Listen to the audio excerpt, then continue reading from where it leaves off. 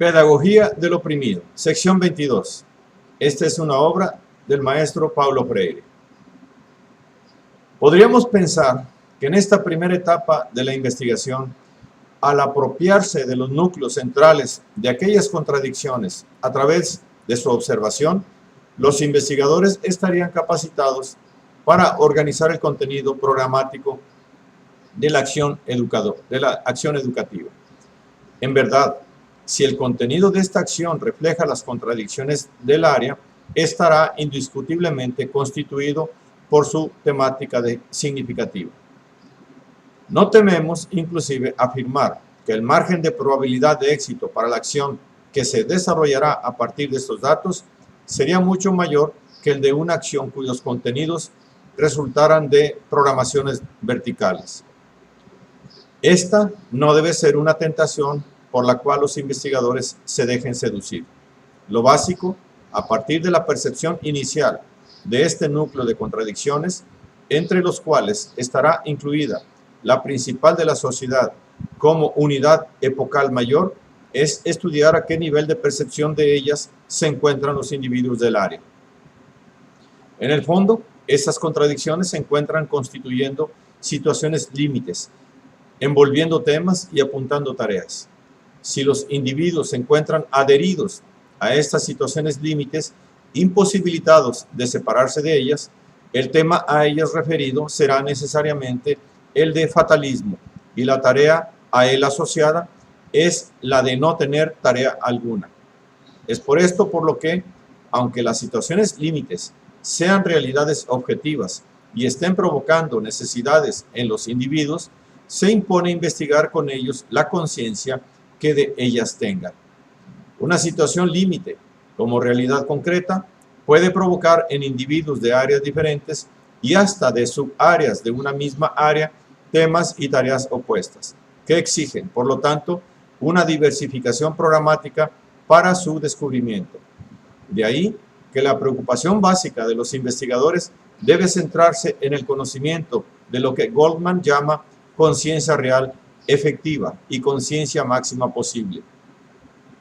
La conciencia real o efectiva, al constituirse en los obstáculos y desvíos que la realidad empírica impone a la instauración de la conciencia máxima posible, máximo de conciencia adecuada a la realidad, implica la imposibilidad de la percepción, más allá de las situaciones límites, de lo que denominamos como el inédito viable. Es porque para nosotros el inédito viable, el cual no puede ser aprendido al nivel de la conciencia real o efectiva, se concreta en la acción que se lleva a cabo y cuya viabilidad no era percibida. Existe así una relación entre el inédito viable y la conciencia real, entre la acción que se lleva a cabo y la conciencia máxima posible.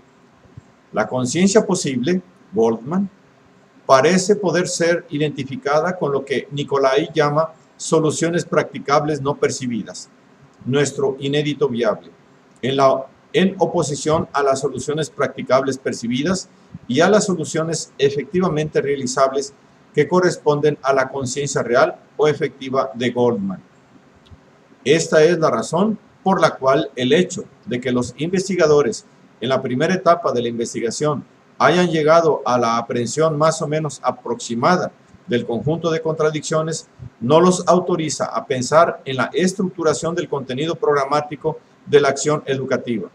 Hasta entonces, esta visión es todavía la de ellos y no la de los individuos frente a su realidad.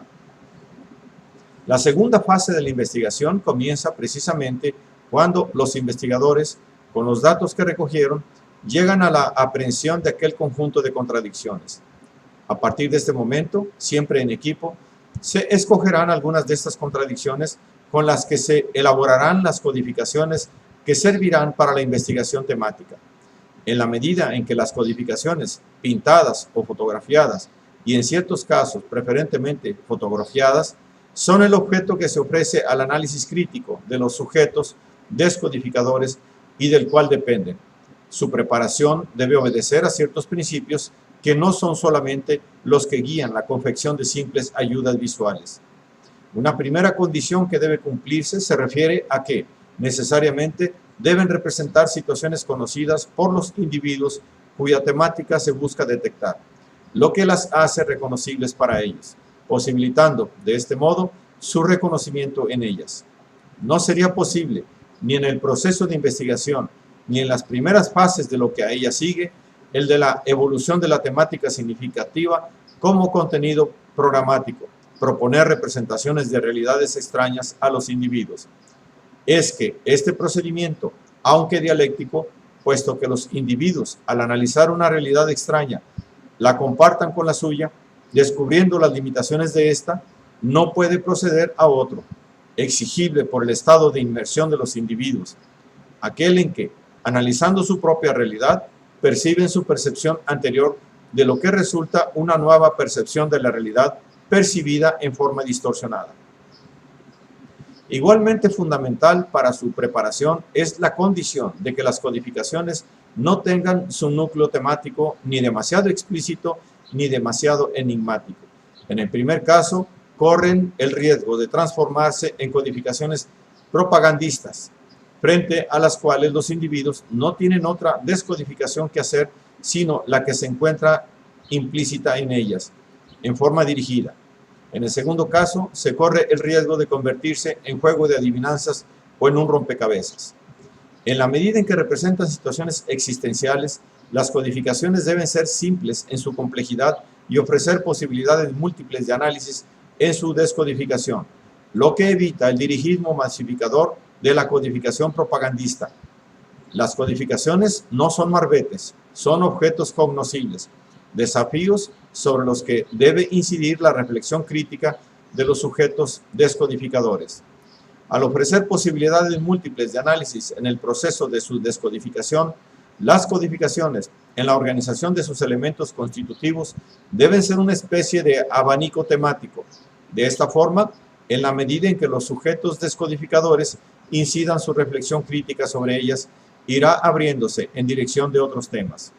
Dicha apertura, que no existirá en caso de que su contenido temático esté demasiado explícito o demasiado enigmático, es indispensable para la percepción de las relaciones dialécticas que existan entre lo que representan y sus contrarios. A fin de atender igualmente a esta exigencia fundamental, es indispensable que la codificación, reflejando una situación existencial, constituya objetivamente una totalidad. De ahí que sus elementos deban encontrarse en interacción en la composición de la totalidad. En el proceso de la descodificación, los individuos, exteriorizando su temática, explicitan su conciencia real de la objetividad, en la medida en que, al hacerlo, van percibiendo cómo actuaban al vivir la situación analizada, llegan a lo que antes denominábamos percepción de la percepción anterior. Al tener la percepción de la percepción anterior, perciben en forma diferente la realidad y, ampliando el horizonte de su percibir, van sorprendiendo más fácilmente en su visión de fondo las relaciones dialécticas entre una y otra dimensión de la realidad, dimensiones referidas al núcleo de la codificación sobre las que incide la operación descodificadora. Dado que la descodificación es, en el fondo, un acto cognoscente realizado por los sujetos descodificadores, y como este acto recae sobre la representación de una situación concreta, abarca igualmente el acto anterior con el cual los mismos individuos habían aprendido la misma realidad que ahora se representa en la codificación.